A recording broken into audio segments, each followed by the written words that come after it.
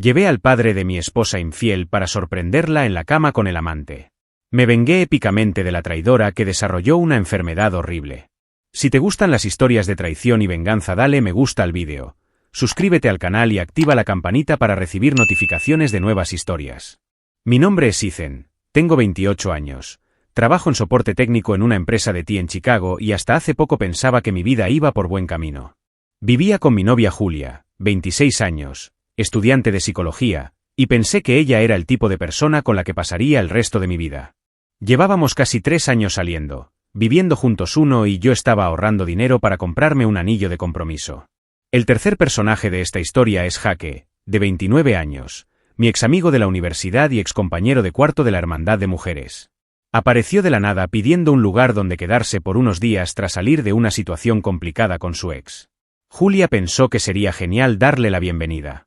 ¡Qué tonto soy! Estuve de acuerdo. Al principio todo parecía normal, o casi.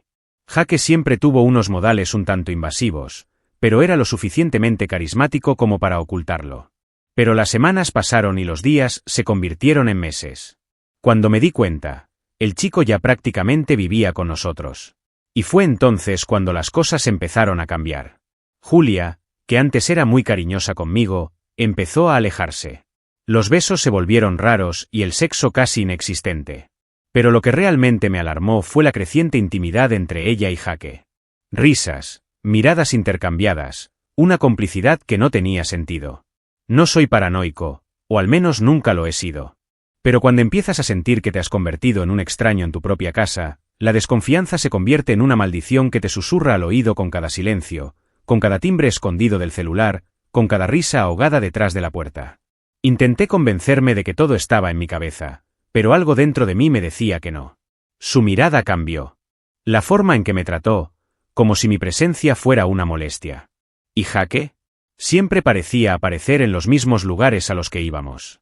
¿Coincidencia? No sé. Llegó un punto en el que la ansiedad me consumió.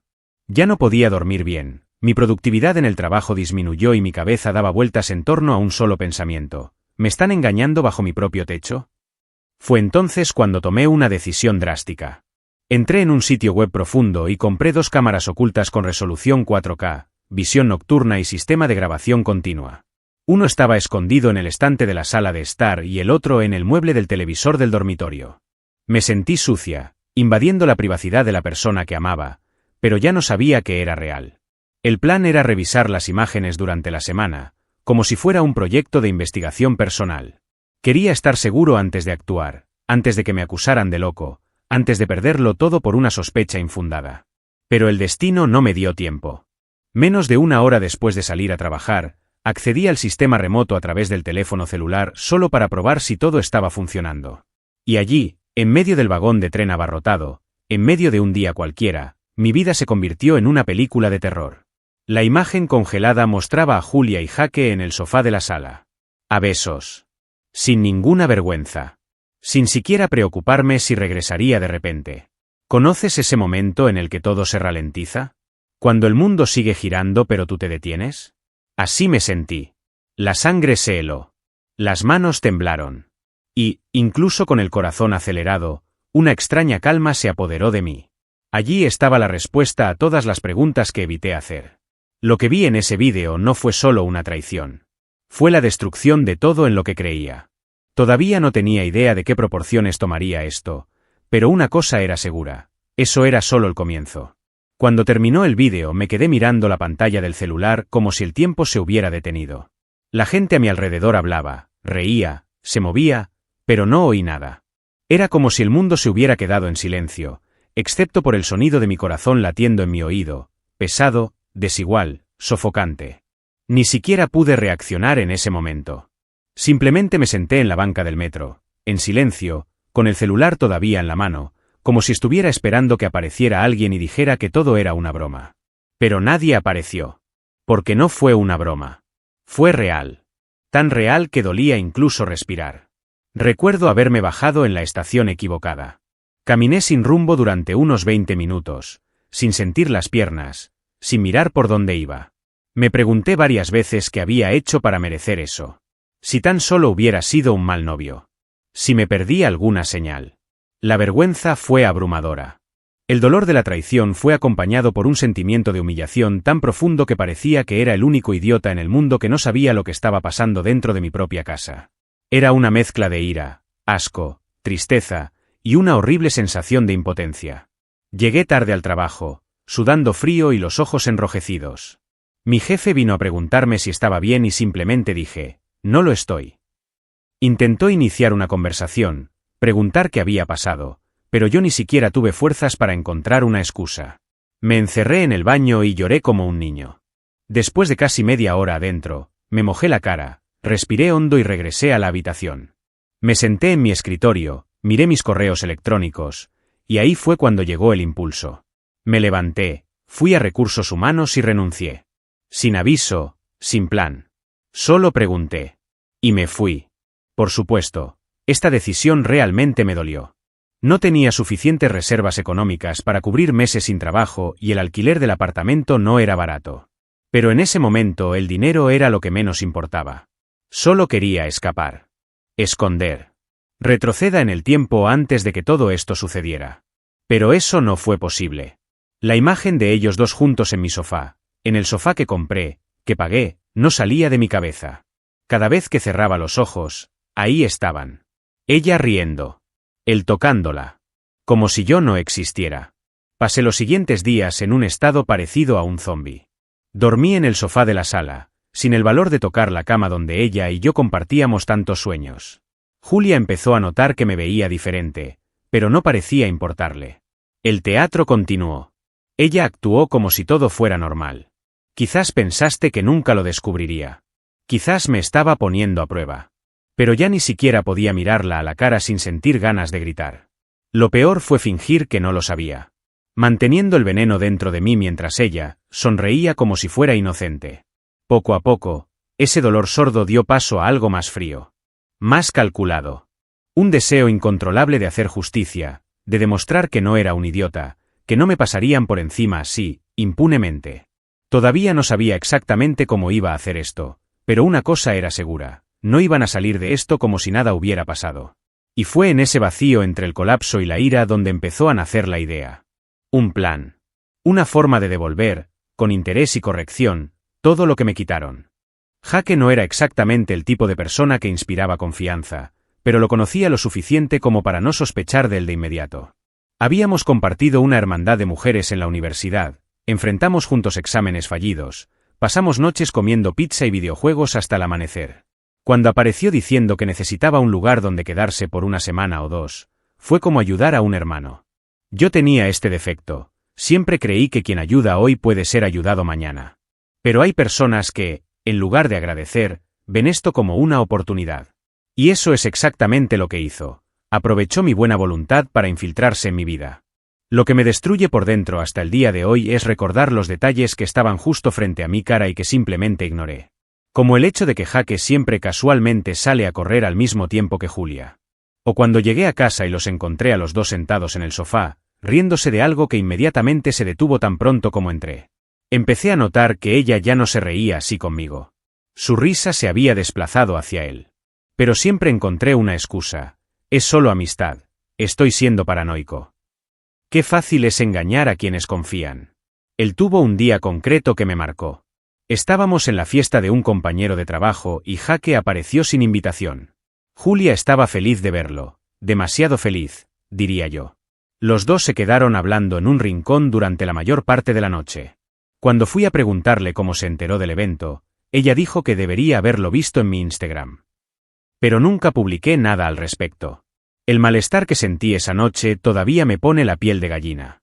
Empecé a volverme hipervigilante, pero sin pruebas concretas. Todo parecía una exageración por mi parte. Y nadie quiere ser el novio celoso. Otro detalle que ahora parece obvio, Jake nunca pareció estar buscando otro lugar donde vivir. Siempre venía con una excusa. Estoy esperando una respuesta de una vacante. El mercado está difícil. Quiero salir con estabilidad.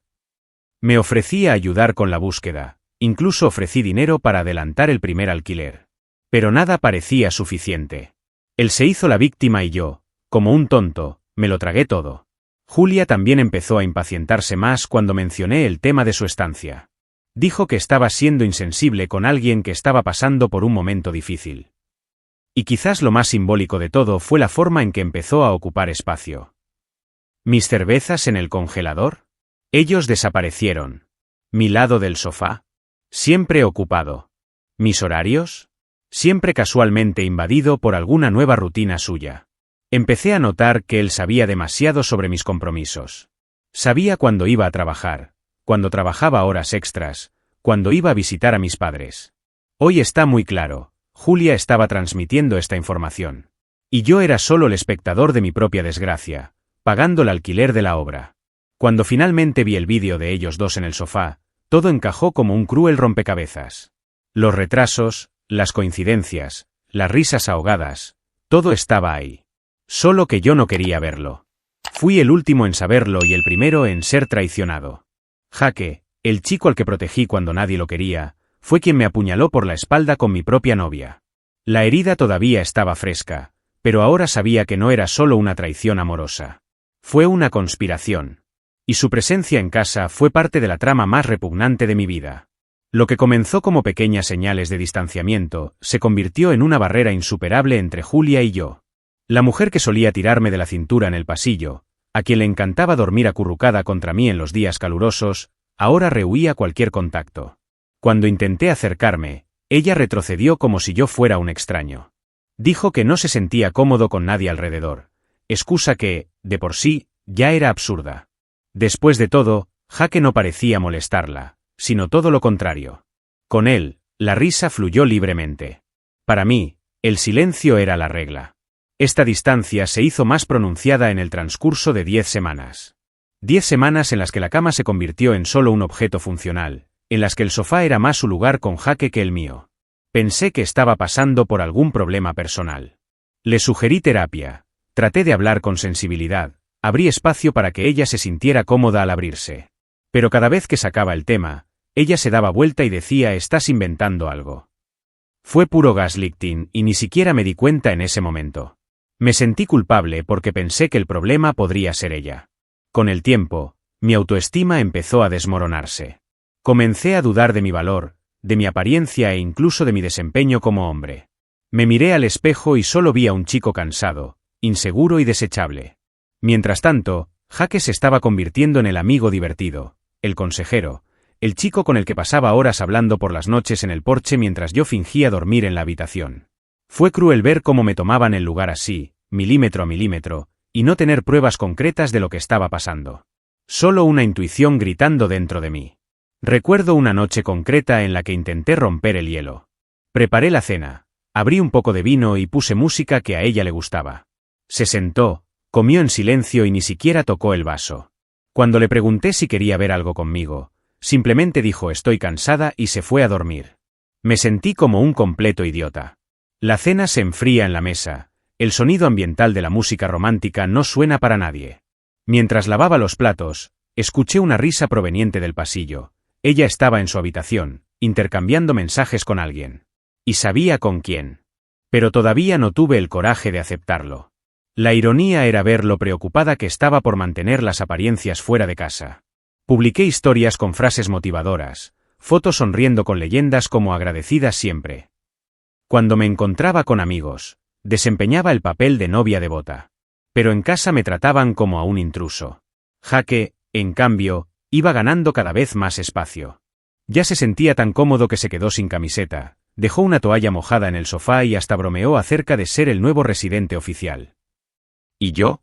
Yo era el payaso de la historia, financiando todo. Fue en este escenario asfixiante que mi mente comenzó a colapsar. No se trataba solo de traición física. Se trataba de ser borrado lentamente, de ser reemplazado sin dejar de ocupar el papel de novio oficial. Sentí que no solo estaba perdiendo a Julia, sino que poco a poco me estaban borrando de mi propia vida. Pero el destino, siempre irónico, tenía un truco inesperado bajo la manga. Algo que cambiaría no solo la forma en que veía a Julia y Jake, sino también el curso de todas nuestras vidas. Después de todo lo que vi, sentí y tragué en silencio durante semanas, me quedó claro que esta historia necesitaba un final digno. No quería simplemente escabullirme y dejar todo atrás, necesitaba exponer la verdad. Muestrarles a todos, especialmente a aquellos que pensaban que Julia era la chica perfecta, quién era realmente. Fue entonces cuando recordé un detalle importante. Su padre, Richard Walker, un abogado de renombre, conservador hasta la médula y absurdamente protector con su hija. El tipo de hombre que creía ciegamente en la moral, los buenos modales y la palabra de Julia. Hasta ese momento. Con todo el coraje que me quedaba armé mi plan. Hice una copia de la llave del apartamento sin que nadie se diera cuenta y seleccioné cuidadosamente la parte más explícita del vídeo que habían grabado las cámaras. Nada que dejara dudas. Jake y Julia estaban en el sofá, sin ropa. Ella estaba sentada ahorcajada sobre él, gimiendo como si fuera el último sexo de su vida. Le envié el vídeo a señor Walker, con un seco mensaje: si crees que es un montaje, ve ahora al apartamento y comprueba por ti mismo lo que está haciendo tu pequeña. Presioné enviar. Y esperé. Ni siquiera le tomó 20 minutos responder con ¿esto es en serio? No dije nada más. Acabo de enviar la ubicación del apartamento. El resto lo dejé en manos del destino. Y no decepcionó. Unos 40 minutos después, todo el infierno descendió sobre la tierra. Caminante apareció con 2 sobrinos, todos armados de ira e incredulidad. Utilizaron la copia de la llave que le había dejado al portero en caso de emergencia y entraron directamente al apartamento. Allí estaban, en el mismo sofá, desnudos, en el mismo acto, sin pudor alguno. El grito de su padre resonó por todo el pasillo. El escándalo fue tan absurdo que los vecinos abandonaron sus apartamentos. Julia gritó, trató de cubrirse, pero ya era demasiado tarde. Su padre, en shock, comenzó a gritar insultos que nunca imaginé escuchar saliendo de la boca de un hombre tan educado. «Hija mía, ¿haciendo esto? En esta basura de una vida». Los sobrinos, que habían acudido para ayudar a quejarse, apenas podían ocultar su vergüenza. Jake se quedó helado. Acababa de ser atrapado por el padre de la mujer con la que estaba y ahora todos sabían que no era una historia de amor. Fue pura traición, dentro de la casa de otro hombre. Julia lloró, rogando a su padre que no le diera la espalda. Pero ya era demasiado tarde. Richard Walker se alejó pisando fuerte sin decir una palabra más. La ruptura fue inmediata y devastadora. Los lazos familiares, que siempre parecieron inquebrantables, se rompieron como papel mojado. Y allí, por primera vez desde que empezó todo, sentí un sabor extraño. No fue del todo alivio, pero fue lo más parecido a la justicia que había sentido en mi vida. Por primera vez, no era yo quien estaba en el suelo. Fueron ellos. Y este fue solo el primer impacto de una caída que aún tendría muchas consecuencias. A partir de ese día, Julia dejó de ser la princesita de papá. ¿Y yo? Ya no era el tonto. Pero eso todavía no significaba que todo hubiera terminado. De hecho, lo que ocurrió allí fue solo el detonante. Un punto de inflexión. La verdad había explotado. Ahora solo teníamos que esperar al efecto dominó. Y cuando los pedazos de la imagen perfecta de Julia comenzaron a dispersarse, comencé a buscar en otra parte. Un lugar donde podría empezar de nuevo. Donde nadie conocía mi historia, y donde pude reconstruir mi vida con dignidad. Después de la completa implosión de mi vida, necesitaba algo más que un nuevo comienzo. Necesitaba desaparecer. No bastaba con salir de casa, cambiar de ciudad. Quería desaparecer del mapa, como si el Ethan que vivió todo eso nunca hubiera existido. Fue entonces cuando recordé una vieja conversación con un conocido llamado Mike que vivía en Houston, Texas. Hace años me había ofrecido un lugar en un esquema de logística automotriz, algo que implicaba transportar piezas de alto valor por una comisión diaria. En ese momento me negué. Ahora, se sintió como un salvavidas. Lo llamé de la nada, con la voz todavía ronca por haber llorado la noche anterior. Mike, sin hacer muchas preguntas, se limitó a decir, si lo quieres, el trabajo es tuyo. Pero tiene que llegar pronto. Eso encendió una chispa en mí. Vendí todo lo que pude vender, mi cuaderno de trabajo, mi videojuego, mis herramientas. Pero lo que realmente me hizo dudar fue el anillo de compromiso que le había comprado a Julia, $3.800 que impulsaron mi libertad. En total, ahorré alrededor de $7.000 y un plan simple, desaparecer sin dejar rastro. Los últimos días en Chicago han sido de silencio. No se lo dije a casi nadie. Acabo de dejarle un mensaje a mi hermano diciéndole que necesitaba respirar aire nuevo y que le avisaría cuando estuviera lista. Tuve mi última comida en un restaurante chino cerca del metro, un lugar donde Julia y yo solíamos pedir comida en nuestros domingos tranquilos. Cerré los ojos unos segundos antes del primer bocado y todo lo que quería era paz. La comida estaba fría. Pero el sabor de la decisión fue más ardiente que nunca. El viaje a Houston fue largo, pero simbólico. Con cada kilómetro recorrido parecía que iba dejando atrás un poco del dolor. No fue fácil. Tuve ataques de ansiedad en el camino, tuve que parar 2 veces al costado de la carretera para respirar, y pensé en rendirme cuando vi el cartel saliendo de la ciudad. Pero continué. Porque quedarse significaba morir por dentro cada día. Llegué a Texas con poco dinero en el bolsillo, pero con un alivio en el pecho que no había sentido en mucho tiempo. Mike me saludó con un abrazo y la llave del auto. Este es tuyo. Empieza mañana. En el nuevo trabajo aprendí rápidamente. El ritmo era duro, pero el dinero valía la pena. Hasta $1,200 por día, dependiendo de la ruta. Y más que eso, nadie me conocía. Nadie sabía de mi historia, mi pasado, los vídeos, las traiciones. Yo era solo otro tipo que intentaba triunfar en la vida. Por primera vez en mucho tiempo dormí sin necesidad de escuchar risas ahogadas en el porche, sin sentirme traicionada detrás de la puerta. En Houston, yo no fui la víctima. Él fue el sobreviviente. Y eso me dio fuerzas. Aún así, en medio del alivio, algo dentro de mí sabía que no estaba 100% limpia de esta historia. Había un tipo de suciedad que no se podía eliminar solo con la distancia o el dinero. Y una duda insistente martilleaba en mi cabeza noche tras noche. ¿Había estado, además del dolor emocional, también expuesto a algún riesgo físico? Ya era hora de afrontar esto de frente. Después de todo, Jake había venido de un lugar oscuro, y tal vez había traído algo más que dolor. A los pocos días de instalarme en Houston, la paranoia comenzó a infiltrarse en mis pensamientos de forma casi asfixiante.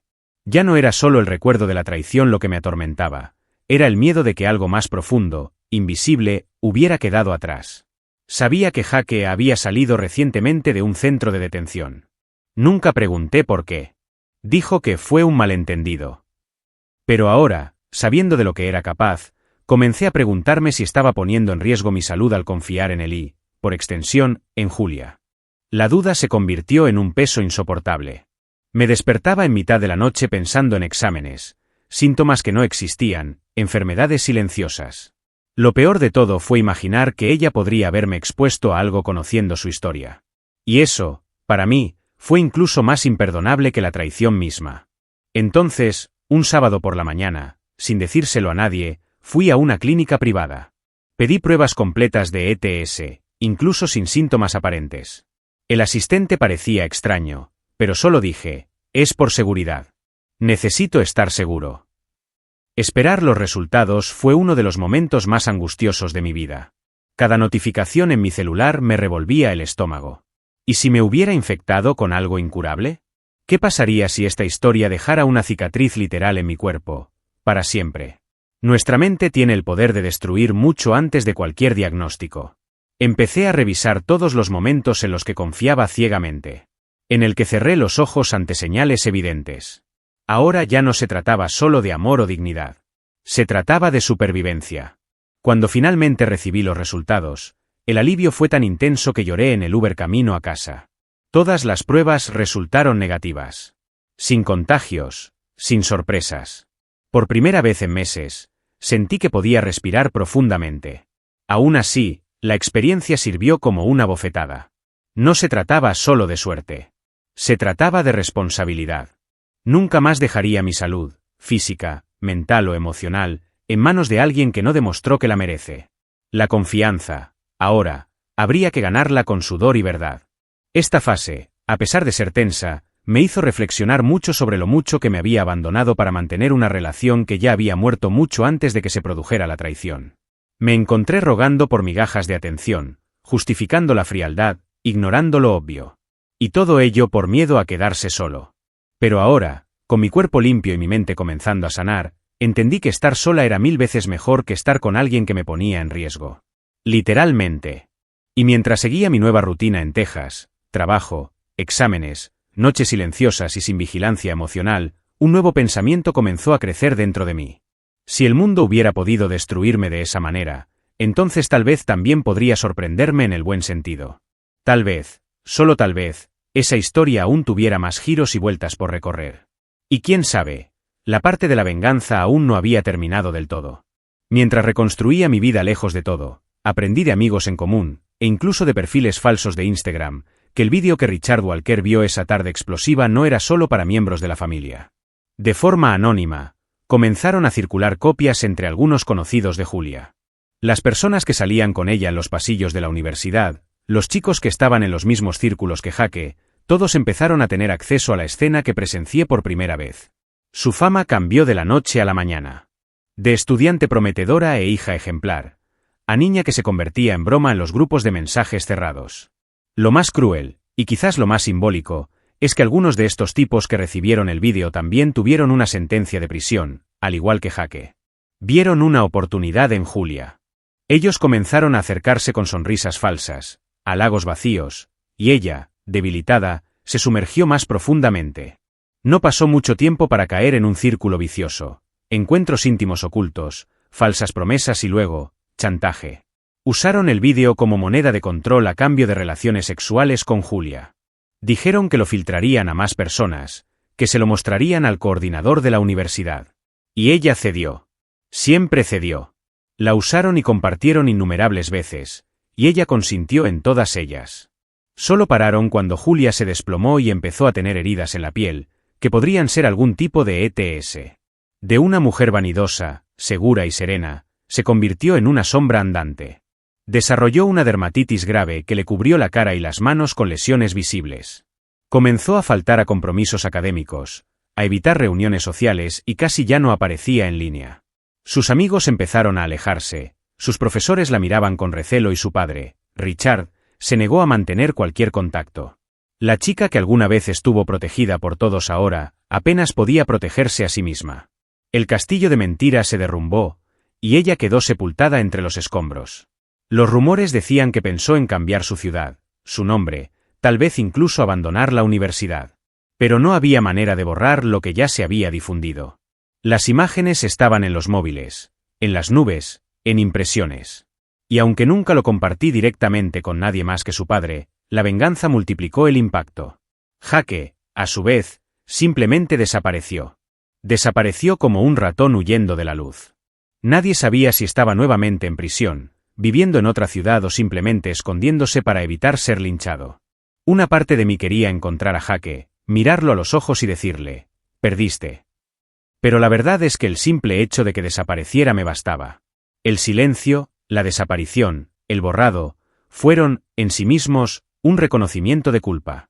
Sabía lo que hacía. Sabía el tipo de caos que dejó atrás. Y en el fondo, creo que nunca esperó que yo tuviera el coraje de cambiar el rumbo. La diferencia es que, a diferencia de ellos, yo me reconstruí. Se derrumbaron. Su ruina fue pública, fea, implacable. Mío, estaba en silencio, y ahora estaba siendo superado. Algunas personas podrían decir que todo esto fue demasiado cruel. Eso fue exagerado. Pero pregunto, ¿quién define el límite de la venganza cuando te han destrozado la vida quienes decían amarte? ¿Cuando proteges a alguien que te apuñala por la espalda y aún así te quita la paz? No deseaba el dolor por el que pasó Julia. Pero tampoco moví un dedo para detenerla. Y honestamente, no me arrepiento de nada. Unos meses después de la explosión recibí su última llamada. Número desconocido, pero reconocí la voz al principio. ¿Hola? Era Julia. La misma que gritó mi nombre mientras pedía ayuda para que su padre no la abandonara, ahora hablaba en un tono tranquilo, casi ensayado, como si estuviera en un teatro barato tratando de recuperar la dignidad perdida. Comenzó diciendo que sabía que necesitaba una explicación, y que no imaginaba que las cosas tomarían esa proporción. Escuché en silencio. La dejé hablar. Y lo que salió de su boca fue lo que siempre salió, desviar la culpa. Según Julia, Jake fue simplemente un error emocional, un momento de carencia que se convirtió en una pesadilla. Dijo que no quería hacerme daño, que todo se salió de control y que lo que sentía por mí era real. Era difícil no reírse. ¿Cómo alguien destruye su casa con gasolina y cerillas y luego intenta argumentar que solo quería encender una vela? En el fondo, todavía esperaba que yo la viera como una víctima. Como alguien que tropezó. Pero ya no me creí esa historia. Ni de lejos. Y lo notó en el silencio que permaneció entre nuestros discursos. Y entonces llegó el turno del discurso. Cuando se dio cuenta de que no tendría ninguna reacción emocional por mi parte, ni gritos, ni lágrimas, ni anhelo, cambió de tono. Dijo que había hablado con un abogado, que lo que hice podría considerarse una violación de la privacidad y que ella tenía derechos. Respiré profundamente. Eso era predecible. Pero la audacia me impresionó. Después de todo lo que hizo, después de la humillación pública, todavía quería utilizar el sistema a su favor. Pero el mundo real no funciona así. No cuando los hechos están documentados en vídeo. Tan pronto como colgamos, busqué un abogado allí mismo en Texas. Conté toda la historia, mostré los mensajes, los vídeos, la historia. Fue directo. Si quiere presentar una demanda, lo expondrá todo ante el tribunal. No se arriesgará a eso. Y supe que tenía razón. Julia no era estúpida. Estaba simplemente desesperada. Y más que justicia, lo que quería ahora era silencio. Para olvidar. Para apagar. Pero ese no fue mi problema. No publiqué el vídeo. Se lo acabo de dar a su padre. Lo que sucedió después fue consecuencia de sus elecciones. Punto final. Recibí 1 o 2 mensajes más de ella en las semanas siguientes. Textos largos, disculpándose, intentando apelar a viejos recuerdos. Pero no respondí ninguna. El peor dolor para quienes quieren manipular es el desprecio. Y ya ni siquiera sentí ira, solo indiferencia. Julia, que alguna vez fue mi obsesión, ahora era solo un recuerdo lejano. Un capítulo cerrado. Una advertencia viviente de lo que puede pasar si ignoras todas las señales. Quizás todavía le cuente a alguien esta historia, con una versión editada, donde fue víctima del controlador celoso. Quizás diga que fue perseguida, o que todo fue un gran malentendido. Pero no me importa. Porque tengo la verdad. Lo viví. Y hoy, nada de lo que ella diga puede cambiar el hecho de que salí limpio de esto. ¿Y ella? Bueno, ya ni siquiera ella puede reconocerse en el espejo. Hoy, mirando todo desde la distancia que ofrece el tiempo, me doy cuenta de que aquella traición fue una liberación disfrazada. En aquel momento parecía el fin del mundo. El dolor, la vergüenza, el colapso emocional, todo indicaba que mi vida había terminado ahí. Pero, en realidad, ahí fue donde empezó de nuevo. Jaque no me robó a Julia. Me salvó de un destino en el que me habría casado con una mujer capaz de apuñalarme sin siquiera pestañear. Y en cuanto a ella, bueno, solo reveló quién era en realidad. A veces, la vida quita a las personas de nuestro camino para protegernos de lo que no vemos. Mi rutina es diferente ahora. Trabajo duro, pero con orgullo. Cada centavo que entra en mi bolsillo proviene de mi sudor y no se comparte con alguien que me borra, me menosprecia o me traiciona. Todavía no tengo todo resuelto. A veces el recuerdo vuelve. Un olor, una canción, una frase suelta pueden traer flashbacks. Pero la diferencia es que ahora sé quién soy. Sé de lo que soy capaz. Y sé que nunca más aceptaré que me traten como una opción mientras lo doy todo. El Ethan que tragó saliva y fingió que todo estaba bien murió en ese sofá. Con el dinero que he ido ahorrando comencé a diseñar un nuevo plan, volver a estudiar. Quiero hacer una especialización en gestión logística, tal vez incluso una nueva universidad, si ese es el caso. Tengo el ojo puesto en Austin, una ciudad que siempre he admirado. Quiero una casa con patio, espacio para acoger a gente que realmente valga la pena. Un lugar con silencio real, no ese silencio tenso que reinaba en el departamento donde fui traicionada. Quiero empezar algo propio, desde cero, basado en valores que no sean negociables. Aprendí que la paz vale más que cualquier apariencia de felicidad. Aprendí que la confianza es hermosa, pero confiar en alguien que no la merece es un suicidio emocional. Y, lo más importante, aprendí que a veces es necesario pasar por el infierno para apreciar el cielo que viene después. El amor propio que tengo hoy se construyó con cada lágrima que lloré en esa etapa. Y, si tuviera que pasar por todo esto de nuevo para llegar a este punto, tal vez lo haría. Porque hoy duermo tranquilo. Algo que no había hecho en mucho tiempo.